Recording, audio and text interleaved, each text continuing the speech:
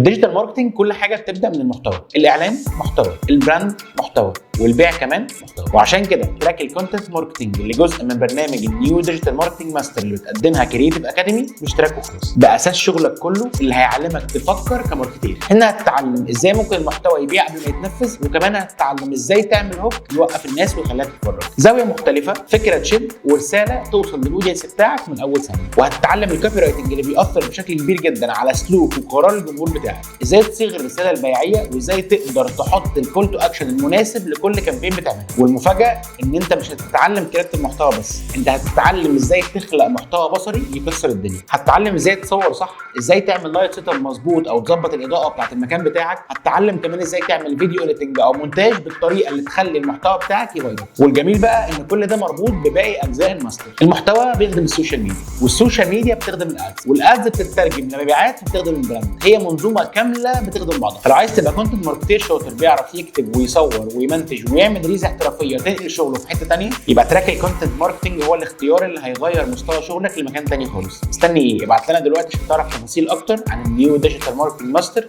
اللي بتقدمها كرييتيف اكاديمي.